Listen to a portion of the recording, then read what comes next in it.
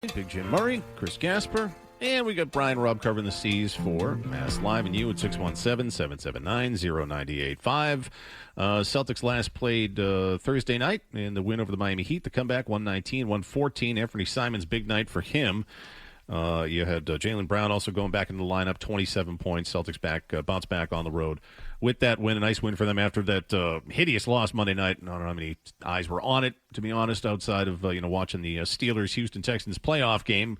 But they lose against the Pacers. Anfernee Simons, big night there. Weird not having them play on a Friday night. Usually have a game to talk about almost immediately. But some takeaways from the Celtics, who have, I think, been pretty surprising for those that haven't really been paying attention here the last few weeks. What with the Patriots wrapping up the season, going to the playoffs, obviously a lot of eyes on them. But for those that have watched the Celtics game in, game out, Chris, they are now starting to exceed expectations a little bit, I feel like. Yeah, I mean, they're the second seed in the East.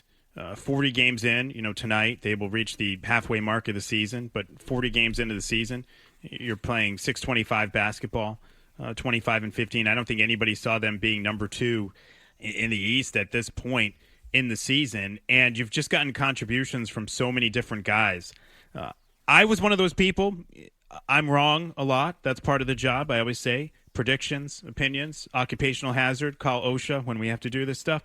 But I was right about Anfernee Simons, which is that he should have a bigger role in this team and that he can be useful. And I think you've seen that in the last 2 weeks or so with him, and I wonder how that changes the calculus, or if it changes it at all for Brad Stevens in terms of what they're going to do. Because Simons on that expiring contract at about $26 million, he's a piece that maybe you could move to rebalance the roster and bring in another big. But his ability to create his own shot and score does really help this team. And maybe it depends on how much longer Jason Tatum's going to be out and what he looks like when he comes back. But you might have to make that decision before Jason Tatum is back, because the trade deadline is very close. I mean, it's February the 5th is the trade deadline.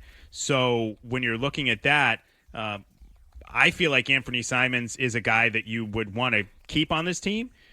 But I wonder if they look at it differently at this point. I agree on that part, and B-Rob, will go to you in a second, because looking at him the other night and just how he's accepted his role, he plays fast, hustles. I think he... there has to be some level of humility there to accept this role that he has on this team, and knowing that it's probably going to decrease if they do keep him when Jason Tatum returns. But I look at him, I think he's a keeper. How do you think the team feels about him? Brian Robb covering the Celtics from MassLive. What say you? Yeah, I mean, Joe Mazzulla has kind of raved about him more than ever in the last month, and he keeps pointing out his defense. I think because the offense is obvious here, but the biggest question about Simons coming to Boston is, is he able to hold his own on that end of the floor? And he's pleasantly surprised in that front, and the success when it's not just him. I think, as Chris alluded to, the whole bench has been kind of terrific for the last month and a half here. So it is a fascinating situation in terms of how much does the front office believe in this team, for the now, for the present, and because the best version of this team this season, I think, might involve having Simons on it. So that's going to be an interesting subplot to what to watch. Do you think part of that was he had to ingratiate himself to the coach a little bit more? Because it felt to me, correct me if I'm wrong, that Mazzulla was icing him out at times. Coach buried him. Yeah, earlier let's in this call season. it like it is. He buried him in favor of other guys. I mean, I still remember the game in Orlando where he had it going in the first half, and it was like, okay, second half of this game, Peyton Pritchard doesn't have it going. Oh, okay, we're going to just take Simons out because I want Peyton Pritchard to finish this game. I mean, again, I felt like at the beginning of the year, it's a weird thing if you're a guy like Simons, because you've been a talented player, as Jaylen Brown talked about, and you've been a great's maybe an overused term. You've been a very good NBA scorer for a while, but it's like your coach kind of doesn't know who you are, and you have to prove to him that you deserve the minutes, which has just been a weird deal to me. So I'm happy to see that Simons is now ingratiated himself to Joe Mazzulla, because I thought in the beginning of the year he got buried by Joe. There's no question. And now you see the fact that in this last game, it was Simons, not Pritchard, who played that whole fourth quarter. And that was obviously a game where Simons earned it here. But there's the track record that Pritchard and White had clearly stood out to Mazzulla. But now Simons is earning the trust slowly but surely, and giving them, honestly, an embarrassment of riches here in the backcourt, where as long as you get two of those three guys going on any given night, you're going to have a good chance to win a game. Yeah, I agree. And I think Joe's been great overall this year about riding the hot hand. Like, you see it in the starting lineup. The beginning of the year was Josh Minot. Then for a while it was Jordan Walsh. Now it's Sam Hauser. It's been Ugo at times. Like, he's great on a night-to-night basis. He's done an excellent job mixing and matching and riding the hot hand with that. And now I'm glad we're at that point with the guard rotation. And look, Derek White should always finish the games because of his defense. But I feel like Anfernee Simons, Peyton Pritchard is a toss-up based on who has it that night. I feel like it's a toss-up defensively. I know Peyton is a very willing defender, and he really does try, and he can do a great job pressuring the ball. But there are limitations, just like Simons has limitations based on his frame. It's how slight he is. Peyton Pritchard has limitations based on his frame. It's his height. So I just don't feel like it should be an automatic, and I'm glad to see Simons in the mix now, because you look at a guy like that who can carry them the way he did against the Heat the other night. There's just not a lot of guys coming off the bench in the NBA who can do that. And although Derek White has played much better after a rough start, the Celtics are not a team exactly with an embarrassment of riches offensively. They're not a team in my mind that can afford to just sort of say, oh, we're not going to give Anfernee Simons a chance to catch fire in some of these games, because they need the offense. Yeah, I readily admit I'm way wrong on him. When they first got him, and I said, like, people are going to pretend, unless you're like a real hoop head, people are going to pretend to know much about this guy and say he's going to be a good fit in this team because of his three-point shooting and blah, blah, blah, blah, blah. But I think he's been a nice fit here, and I would keep him. And it's a game like the other night that would probably end up getting that guy paid something like $20 million a year. Dean and Shrewsbury, would you be keeping Anfernee Simons or trading him? Oh, I'd definitely be keeping Anfernee Simons. I'm impressed with his improvement on defense. He's still a subpar defender, but he's improved enough. He led the NBA in plus-minus for December. Wow. ESPN is harder to navigate than my penis looking at Sydney Sweeney.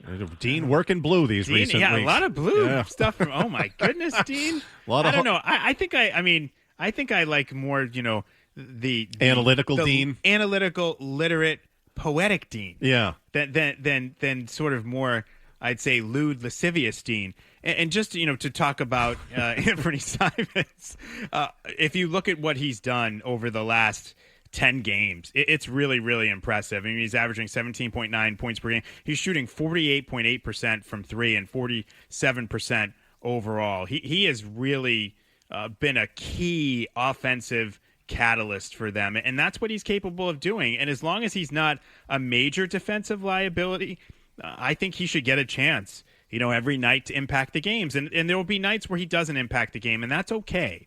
That's okay. But again, if you're looking at this situation where Jaylen Brown really, since the 50-point game against the Clippers, has not been the same guy. He's shooting only 38% from the field since that time in 5 games. You just don't have enough offense to be able to sort of turn your nose up at Anfernee Simons and whatever his limitations might be. You have to give him a chance on a night-to-night basis to impact these games, especially while Jaylen Brown is going through a little bit of a tough, inefficient stretch.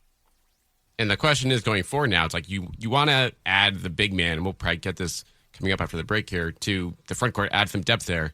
But you have other options to do that on this team. You can keep Simons and make a trade with a wing, potentially a guy like Hauser. Like, there are other ways to go about it if Simons has kind of earned the front office trust and Joe Mazzulla's trust here. So that's going to be something to watch for.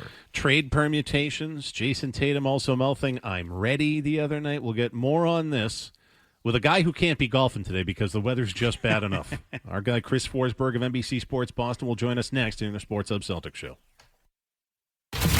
This is the Sports Hub Celtics Show. Can't be out there on the links, which I know pains him. Our guy Chris Forsberg, NBC Sports Boston. Hello, Forsby. Hey, friends. I thought about it. I missed out on that 50-degree day on Thursday. My kid had a couple doctor's appointments, and so I did not get to partake on that day. And my course put in simulators, so I don't know. All of a sudden, the course isn't as open as it might have used to be in the winter. How do you feel about the simulators? Look, you want to keep your swing up, and I'll occasionally go, but I need to track the ball flight. I'm not the biggest fan. I think it's good to swing regardless, just to swing a club, right? And I don't get overly analyze the results, but we do have TrackMan, which is top of the line. It's telling you the right data. But yeah, I mean, like, look, if I had my druthers, I'd much rather be outside, which is why, like, even as I'm watching these snowflakes come down, I'm still like, if I use a highlighter ball, I could probably still be out there. We were discussing in the first segment the night that Anfernee Simons had in the win over the Miami Heat, 119-114 on Thursday night. And is that, he is now, thankfully, ingratiated himself more into Joe Mazzulla's offense. Feels like Joe's giving him his flowers more often and not burying him like he did earlier in the season. With nights like the other night, do you think that the franchise would now be more willing to keep him, or is he still looked at as trade bait here within the next few weeks? Yeah, so look, I get the argument that he's been super impactful. This has been a great stretch of games for him. He's certainly earned the trust. He's trying defensively, but for me, it comes down to, we're sitting there on the postgame show and everyone's like, oh, you can't move this guy. Got to have a guy like this. And I'm like, I don't know. Trade value's never been higher. So I think you just have to keep a balance there. I think the one thing people need to keep in mind is that if Jason Tatum is back on the court, there's less shots for everybody, and everybody kind of gets pushed down a little bit. And so I don't see any bench player getting 28 shots in a game. And it's been great the way Simons has embraced what's required here in Boston and been a good defender and been he's improving on the rebounding. He's getting in passing lanes and getting some steals. The assist numbers are up. His gravity is obvious when he's out on the court. But if I'm thinking about what the next iteration of a Celtics championship team looks like, I'm probably still the priority has to be at the big man spot. And invariably, guys like him and Hauser are going to get lumped into every trade chatter because you just don't have a lot of bulky contracts to move. And so they're just naturally the pieces we put in that conversation. Again, I think it adds a layer because he has been good. And if there are nights where he can take stress off of Derek and Peyton and when they're inefficient, that's great. But I do think, long term, when I take a step back, it doesn't really change the outlook of how I think Brad will operate moving forward.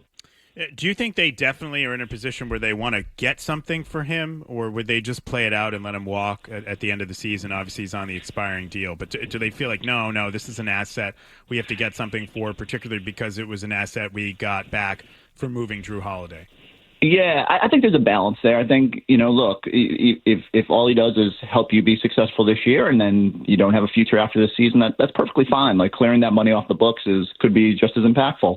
There are options once you get to the summer about what you could do. And, depending on where they are on aprons and stuff like that, there's sign and trade possibilities. Yeah. And so there's way to always, and I think one of the things the Celtics are very good at is you always have to try to maximize your assets. And there's just not a lot of them right now.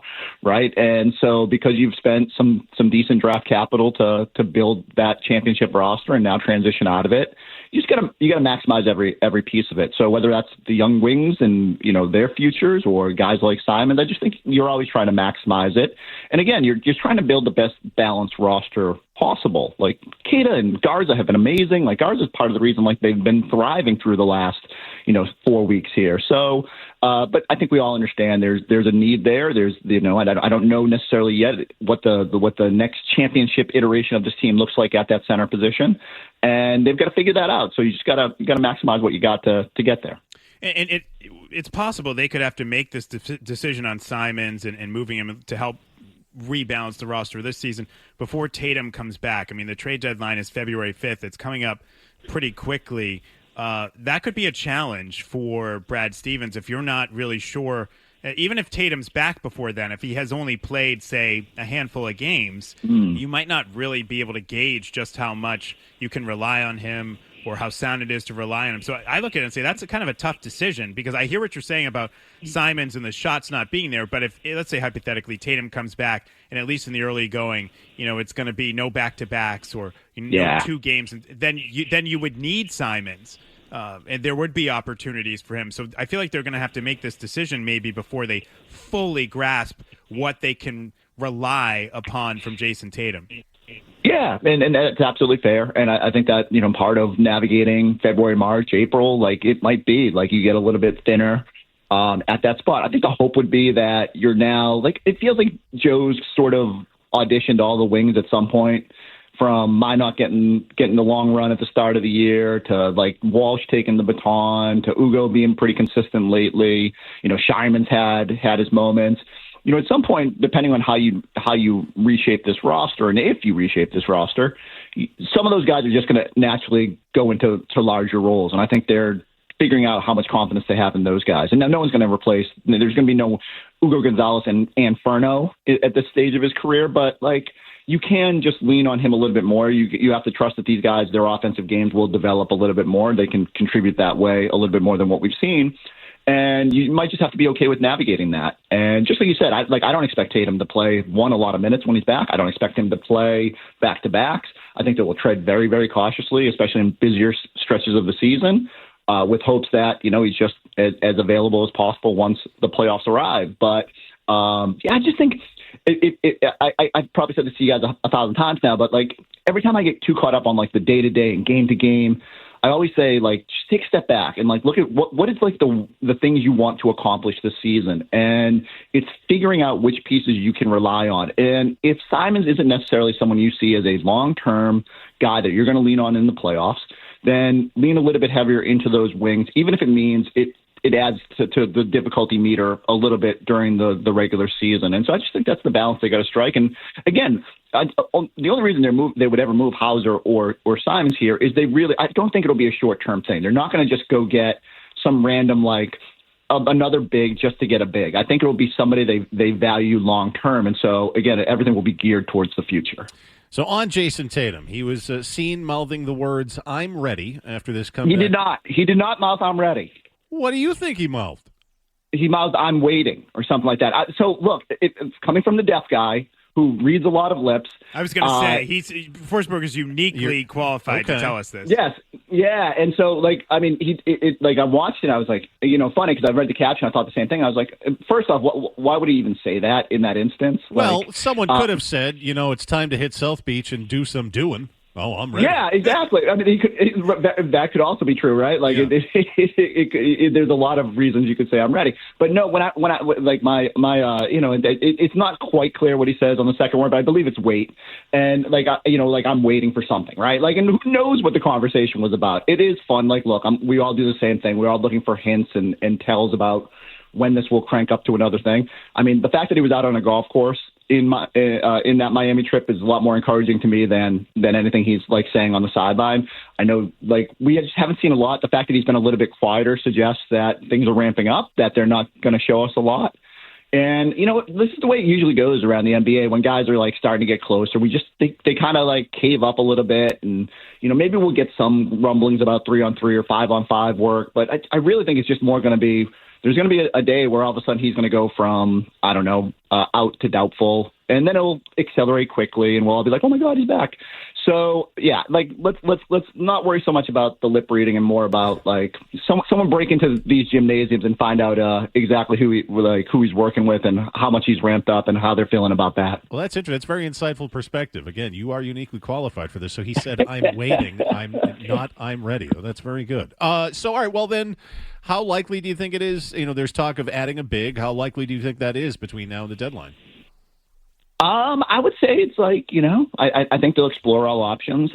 It's weird. Like, a lot of the times with the Celtics, the stuff that gets rumored, I don't ever put too much stock into. And the fact that the Zubats thing came out first, I do think that's a guy that naturally checks a lot of boxes, like really what they need in terms of on the defensive glass, the defense. Fits nicely with your pieces. A little bit older, but kind of fits the same timeline as the Derek White, Jaylen Browns of the world. And so there's a lot of reasons you would think about that, even with the draft capital you'd probably have to give up. And, whether you'd have to throw a young wing in there. There's a lot you'd have to move to make that deal. But I think you got to think about it. For me, it comes down to, it's all the Clippers' motivation. Will they get offers as they get closer to the deadline? And they're how playing long will pretty teams well wait? right now. Well, and that's the thing, right? And honestly, I don't think Zubats has played very well. I think he's just one from their struggles at the start of the year to then he had the injury stuff, and he's still kind of figuring his role out there. But I think we saw last year on teams that are competitive and that have the right pieces, he can be very good. And so from him to I know the Gafford thing's out there. I just think there's a lot of redundancy with Keita, and I don't see how that helps you long term. But there'll be guys that invariably come up. And what about Jay Huff or Jalen Smith? Huff is awesome. I would think if the Celtics saw, they got the full Jay Huff experience. I don't know. It all comes down to the motivations of those teams. Like Indiana, when they lost Turner, I think part of it was you can just pay someone like Huff. Maybe the Celtics need to find their version of Jay Huff, someone they think is younger who just hasn't had an opportunity. You hear the Day'Ron Sharp stuff with the Nets and stuff like that. can you go find a guy? The other curiosity with me is Amari Williams. It doesn't feel like they're going to just kind of like throw him into the fire. They did that one game against the Pistons. Then he got broke his hand or broke a finger or something like that. And so but he's been very good up there. I think long term he could be something. But again, I think you're looking for something that's established that puts you right back in the mix. And look, when you lose Luke and Al and Porzingis, you knew that you're going to cross this bridge eventually. It's just going to be the right move because you don't. The one thing about this roster turnover, you don't get a lot of swings at it here. Like you just don't have enough assets to miss on the move. So Brad's going to find the right guy. Well, I want to ask you about Jaylen Brown. It seems like he's hit a little bit of a wall here. I know there's been back spasms going on, but the last 5 games he's played since that amazing 50-point performance against the Clippers, he's shooting 38% from the field, 4.8 turnovers per game against 4.4 assists. Is this just a rough stretch, or we're basically halfway through the season and he's had to carry a very heavy load at both ends? Yeah. Is this sort of the point where he needs Tatum to come back, or he needs somebody to help him carry this load a little bit? Yeah, it'd be helpful if obviously, you look at the numbers for Derek White, and I was looking, I think of the field goal percentage leaders. So there's 146 guys or something like that qualify. I think he's 143rd. And I think he was 120th out of 150 on 3-point percentage. He's been really good. It's crazy that Derek White is even in the All-Star conversation based on his shooting efficiency, but it would help take some of the stress on those nights that Jaylen is struggling. I think, honestly, when I watch it, I feel like the mid-range game has just gone cold a little bit, and he was just so good. It always felt a little bit unsustainable to shoot whatever he was doing, 50% from the mid-range. Maybe when that falls back into place, maybe when he's able to maybe pick and choose better which shots are his best shots.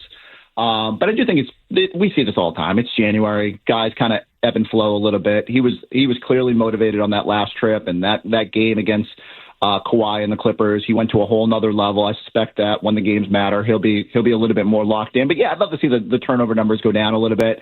I was a little surprised that coming off the rest day and then in Miami, he was as sloppy as he was at the start of that game and really kind of put them in a tough position. But I did like that he was very deferential to Simons at the end of that game, kind of recognized, okay, this guy's cooking. I'm just going to kind of go stand in the corner, knock down a big three. But yeah, I'm not worried about it. I don't think he's hitting any sort of wall. I just think it's all these guys it's a grind to get through January and February. I'll be interested to see what it looks like either when Tatum's back on the court or, just coming out of February when guys finally get to catch their breath a little bit. After the game last Saturday against the Spurs, Jaylen Brown went off, and I found it wildly entertaining, don't get me wrong, in terms of content's sake, on the officiating, ended up getting fined $35,000. And then on Monday night, when they ended up losing to the Pacers, all you get is the illegal screen answer from Joe Mazzulla, which I found annoying and childish. But, and look, they got a point. The NBA ended up coming out and saying that wasn't a legal screen. Yes, they did, last 2 minutes. Joe was right. But still, this does them no favors, I would think. Do they think this is going to get better by bitching about it, Chris?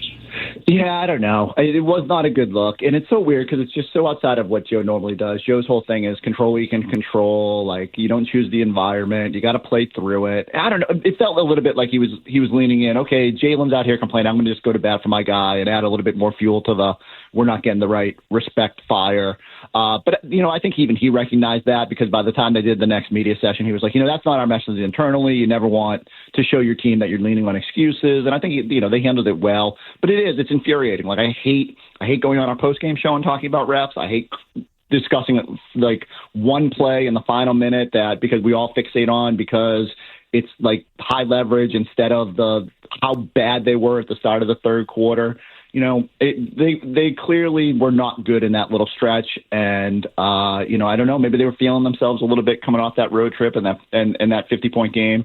This is just a good reminder. You got to be locked in every night, and the official stuff is I hate it. You can complain in the postseason, and it matters for a game. Complaining in January, like you said, I don't know. Sometimes I think the referees sit there and think, well, I don't know. If I was a referee, I'd be a bitter person. I'd be like, I ain't calling that. He's out here ripping my friend. Now I'm going to go. He expects me to give him a 50-50 call. No, so I don't know how that will play itself out. There were definitely the first time he complained against the Nuggets, the next night out or 2 nights later against the Raptors, he got a great whistle. So maybe that's just circumstances. Maybe that's just a fluky thing, but. I think long term, you just got to recognize that the Celtics don't get a lot of free throws. They don't have a team that's geared towards getting to the free throw line. You're not going to get those whistles when you rely on 3-point and mid-range. It would be great to see Jaylen start to get a little bit more respect on that, but that will come in time. I just think he has been great about trying to attack the basket, and he does probably miss out on some whistles because he doesn't flop to the level that some of our other superstars that around the league do. But he's just got to play through it. You can't let it fester in there. You can go in and complain about a whole lot more than the officiating. Yeah, I mean, I think I think he has a point, to be honest, about it, and he's complained about it majorly 2 times this year. But I also think what you're saying is true, is that it's counterproductive. I don't think it's likely for him to get a better whistle. I do get my back up a little with the whole well, what do you expect? The Celtics don't shoot a lot of the Celtics shoot a lot of threes thing. Yeah, that's true, but I don't know if there's a player, and I could look up the stats. I haven't looked it up, but I'm sure Jaylen Brown is pretty high in the league in drives per game, and he's a physical player who takes it to the basket. I'll give it to you, Gasper. So, in the games against Denver and San Antonio, he drove, I think it was 54 times, 31 one night, 23 another, which are high numbers, even above. He ranks 3rd in the NBA in drives. He only drew 1 foul, which is 1.9% of the time. That's just absurd.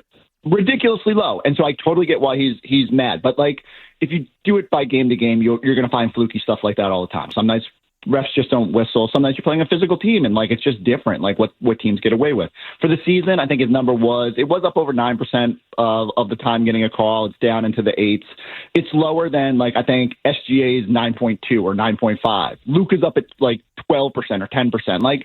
It's definitely lower than some superstars, but I go back to it. When I went back and watched the tape after the Denver game, I was yeah, they probably missed some. I watched it against San Antonio. I was I'm not sure I saw a lot. It's just different. So night to night, I just hope he, you can voice it, but don't make it your primary.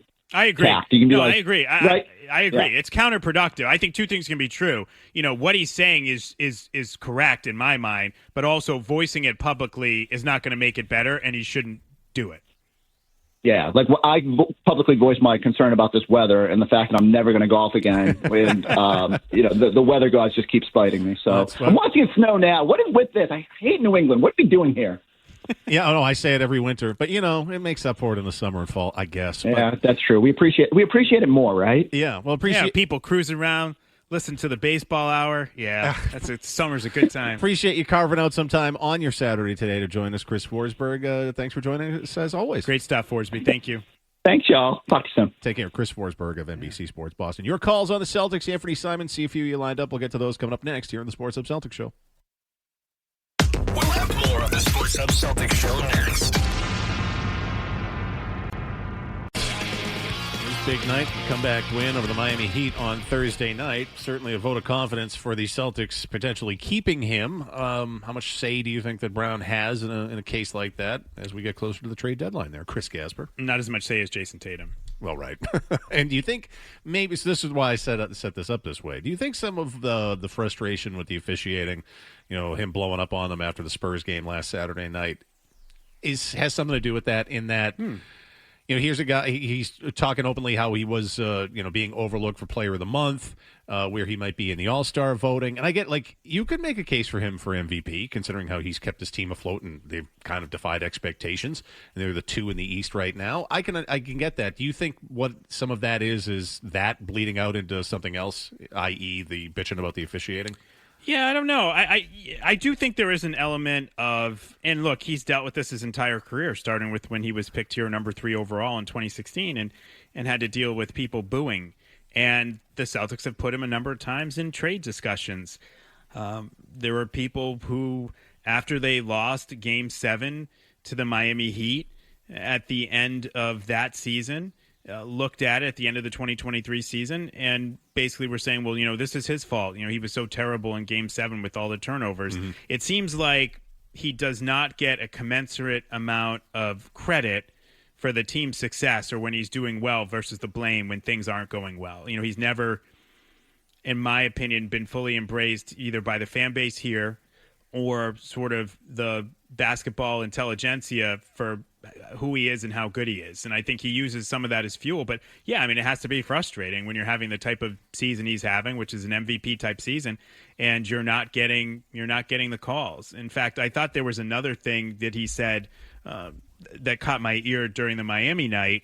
And I don't know if B-Rob, has that, but it's when he was talking about sitting in that second quarter against Miami for the 7 minutes because he wasn't playing well / Simons had it going. And he actually referenced Jason Tatum. And I thought that was like really interesting that he was talking about that. He just sort of said, I played with Jason Tatum. B-Rob, I don't know if you have that one. Yes, let me pull it up here one. Okay. Sorry, I'm ambushing you, no, a little bit here. But I thought it was a really interesting response to that in terms of being able to be in a position where he has to pull back a little bit, sublimate his ego a little bit. And he's saying, like, yeah, I've been playing with Jason Tatum for years. I thought just sort of mentioning Jason Tatum out of the blue on that was sort of interesting and a little bit of an interesting insight into his mindset. You got to be Rob, hit it. Yeah, I mean, I've done that my whole career. I've played alongside Jason Tatum, so, it's nothing new. Yeah, and I don't know, do you have the question there? I do not. Okay. Yeah, because the question was basically about him having to take a back seat in that second quarter, and that was his response. So I thought that was interesting. So it ties into what you're asking me. Don and Carver on Anfernee Simons, his big night in Miami. Hello, Don. Hi, how you doing, guys? Don. My two favorite moderators must have had gummies for breakfast. Boy, I punched in and I heard Drake May's tiny hands and Bill Belichick might possibly become the head coach of the LA Raiders. I said, what the hell's going on here? My comments on Anfernee Simons have been touched upon by everybody. I just hope they'll be able to keep him. And in a final shout out to caller Steve, but there'll be no anatomical reference from me. Sydney Sweeney notwithstanding. Thank you, guys. Thanks, Don. Okay. She'll even get an old man's blood pumping. Thank you for the call, as always. She's a little, at this point, I don't know. Look, obviously, she's talented and attractive. I'm a little Sydney Sweeney'd out. And now that terrible Euphoria show is coming back, I'm okay. Yeah, it is. There is a big push. Although that movie she's in with Amanda Seyfried is supposed to from everyone I've heard. Oh yeah, it's actually not terrible. Really? Yeah. Okay. Yeah. B-Rob. So on this, we we're talking to Anfernee Simons whether or not he could be moved here before the trade deadline. What are you hearing in any potential trades? Any truth to the Jaren Jackson Jr. rumor out there? Who could they be targeting as a big? Like, what do you got? What are you hearing? Yeah, the Jackson Jr., I think that I'm not a believer in that. Would the Celtics love him? Of course, he'd be a tremendous fit, great stretch big, but he's making $50 million next year, so it's like, if you want him, then you're having to say goodbye to Jaylen Brown or Derek White next year. Ooh, yeah. And exactly, I don't think anyone, given how well this team is looking right now, even without Tatum, I don't think you want to go in that direction. So, in my mind, it's going to be a fascinating 2 weeks just to see, A, how much Brad Stevens believes in this group, and knowing they're the ones that can see Tatum behind the scenes, what he can bring to the table here. But if you want to be legitimate about this season, looking at a wide open Eastern Conference, seeing what the Pacers did last year, then I think you have to get serious about adding a center. And Zubac, you guys talked about already. Gafford is, I think, the realistic name in there. There's also some lower tier names like a Day'Ron Sharp, if you will. Gasper brought up Jalen Smith to me during the break on the Bulls. I think that'd be another good target in that price range. I would love Jalen Smith. So there are plenty of bigs out there, and the Celtics. I think the great news, if you're Brad Stevens, you have all these wings, all these young guys have kind of built their trade stock, if you will, to some degree, with contributing over the course of the season. So you have a surplus there with Jason Tatum coming back into the fold, and so you can say, okay, package a pick, package a young player, and actually get someone who can help you right away and for the future. You think new ownership would be for this? Maybe even have to take on more salary. Like, this is the question. I'm sure Brad Stevens wants to. Again, they've kind of defied expectations. They're 4.5 back in Detroit right now, 2 seed. They'll all want to. The basketball people will. Will the new owners? I think that's the question. I mean, given how Bill Chisholm has been courtside for a vast majority of the games this year, and he gets into it for like a guy diving to the floor in the third quarter. So for him to be able to make a splash in his first year as owner right now with a team that no one expected to be in a deep run of the playoffs, much less an East contender, you would think that you'd want to get in there for that. But the question is, if Brad Stevens and the front office don't believe in this team and say this realistically isn't a contender, then do they invest in this team now. I think you can make the case, okay, in that situation, let's figure out who can play around Tatum in these playoffs and then go push all in for next season. Hey, can I just say quickly, I mean, if the Grizzlies are going to deal Ja Morant, that's a team I would go sniffing around because they have Jaren Jackson Jr. I don't think you're going to get him. I agree with B-Rob. They also have Zach Edey there. But Jock Landale's played well this year. He's 30 years old. Santi Aldama, if they're going to blow it up, that's a team that maybe would be more willing to accept what you have. The other element for the Celtics that's relevant to me, and B-Rob and I talked about this in the break, now all of a sudden, Jim, their first-round pick, which you would think, oh, they're going to be in the lottery without Tatum. Well, now that's not the case. It looks like this pick's going to be in the 20s. Right. They also have the Pelicans' second-round pick, and the Pelicans are bad. So that's going to be a pick that's going to be high in the second round. That would make it easier for them to move their first-round pick because the gap between that first-round pick and that second-round pick they're going to get from the Pelicans is not that great. You might be looking at a gap of somewhere between 8 to 10 picks in what should be a pretty deep draft. 4-game road trip continues tonight as they're in Atlanta to take on the Hawks, and then a good one Monday night as they take on the Detroit Pistons. And one last question for you, B-Rob. No, they're not my Hawks. They're your Hawks. Your Hawks. How do you feel about the Trae Young deal? We haven't talked about that. Forget what you're going to ask B-Rob. How are you coping with Trae Young being off your team? Oh, maybe one of the biggest empty calorie players in all of pro sports. So many stats that led to nothing. They had one cute little run, and he did the bow in Madison Square Garden. They did make an Eastern Conference Finals. Yep, that was fun. But like him, please, empty calories is what Trae Young is. All right, Hawks fan. Wizards is the perfect spot for Trae Young. Hawks fan okay with trading Trae Young? Not just a perfect spot, B-Rob, that he wanted to go there. Right. It speaks. That's everything you need to know about Trae Young. I want to go to NBA Siberia, so no one will watch me, and I can get my stupid stats that lead to nothing. How did you dodge this road trip? Ooh, so my great coworker at MassLive, Suichi, he is from Michigan. So and now Celtics Pistons, that's a really good game. Yeah. So he is on boots on the ground there, but I will be hitting the road next month as the trade deadline hits, and then this 4-game West Coast trip. You can't miss that one, guys. I would say so here's the thing. B-Rob likes the West Coast trips, though. Oh, so you're getting Golden State, L.A., Phoenix, Denver? We haven't finalized any plans. Okay. Yeah, look at this smirk on his face.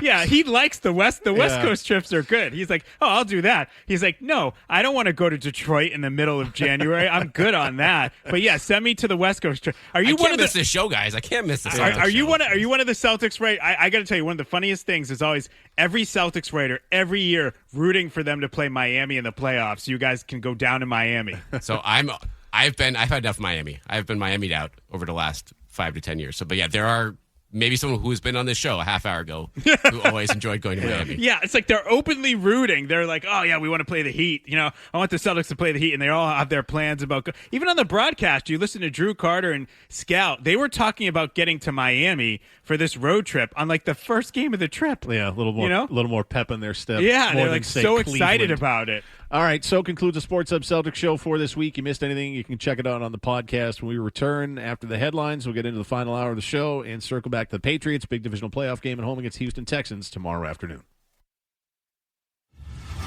The Sports Hub Celtics show continues after these.